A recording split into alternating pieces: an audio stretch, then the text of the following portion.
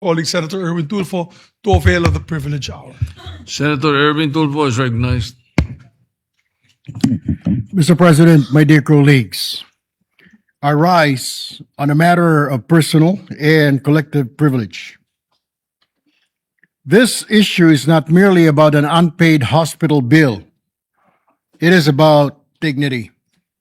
It is about compassion. And above all, it is about the moral obligation of our institutions, especially those tasked with preserving life, to uphold humanity in the face of vulnerability. This is not just a private burden.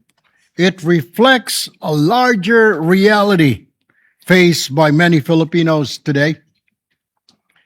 Last February 21, actress Odette Khan was rushed to the emergency room. At sa mga sumunod po na araw, she underwent several procedures.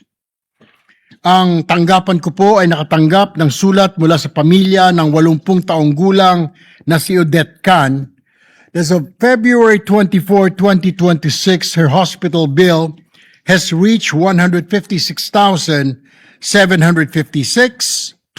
centavos based on the running bill issued by the Credit and Collection Section. We receive a document issued by NKTI that if the account is not updated within the prescribed period, all credit privileges will be immediately suspended except for life support, and it will remain suspended until such is complied with. Other patients have also shared similar concerns after going through the same situation. Serious allegations also have reached our attention involving the Ipil Doctors Hospital in Zamboanga, Sibugay, pointing to troubling practices, particularly in the retention of IV fluids or suero if unable to pay. Even more concerning are claims of inflated charges. Mr. President, my dear colleagues, we're talking about access to care, dignity, and basic compassion. Yes, we understand that hospitals operate within financial constraints.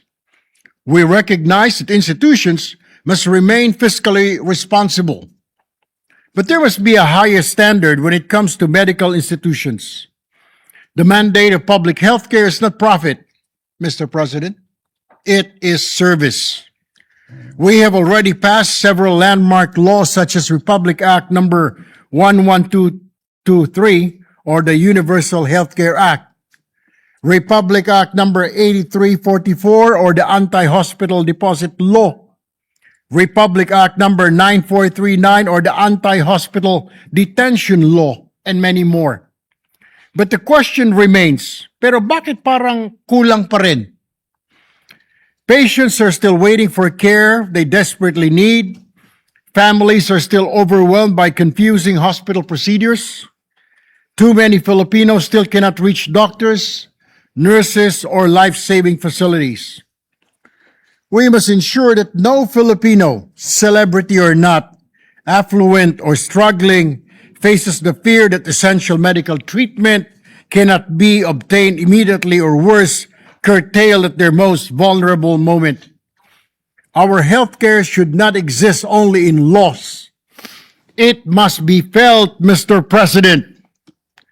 Today, it is an actress whose name we recognize. Tomorrow, it could be any ordinary Filipino family facing the same ordeal in silence. This is not about special treatment, Mr. President. This is about just treatment for every Filipino, rich or poor. I therefore urge the Department of Health to examine the existing policies regarding billing practices of our hospitals, both private and public, and that our healthcare laws are implemented and observed properly by the stakeholders.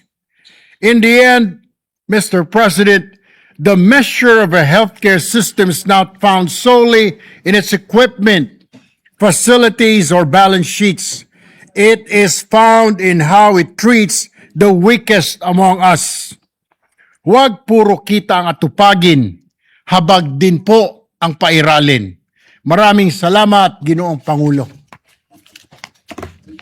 Maraming salamat, Mr. Majority President. Leader. And yes, Mr. President, before I move for its referral, I completely agree and support the position of our distinguished colleague, Senator Erwin Tulfo. As a matter of fact, we have a pending measure right now for interpellation sponsored by our distinguished colleague, Senator Risa Hontiveros, on the Anti-Hospital Detention Bill. Hopefully that will, of course, make it difficult for hospitals to hostage the patients.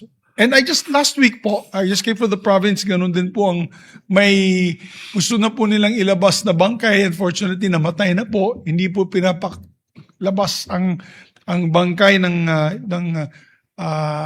biktima or the person who passed away due to health reasons. And they had to seek our help to be able to guarantee na ma-release po yung, imagine, buti may access po sila sa isang senador. Paano naman kung wala silang access kay mayor, kay konsehal? Pangkaraniwang tao lang po sila. Which is 90% of the time. Which is 95%, Mr. President, of the land, to be honest. So kawawa talaga po sila. So I move, yes, Senator Risa Hontiveros would like to be recognized, Mr. President. Senator Risa Hontiveros is recognized.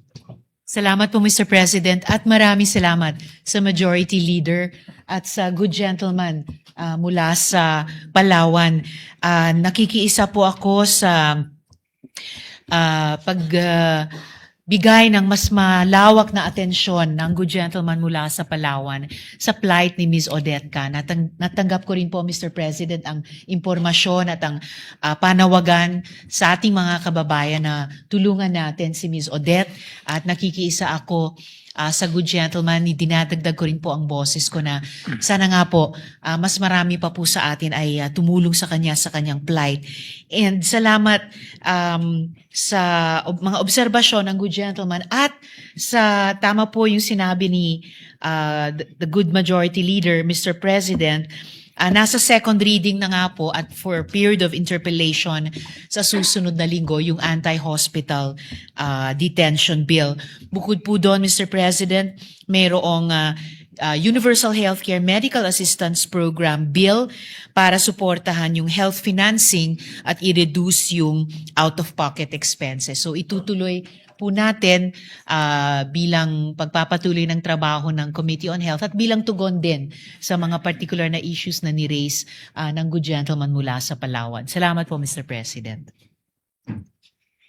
Majority Leader. Mr. President, with that, I move to refer this privileged speech of the good gentleman from Palawan, the Republic of the Philippines, to the Committee on Health and Demography, Mr. President.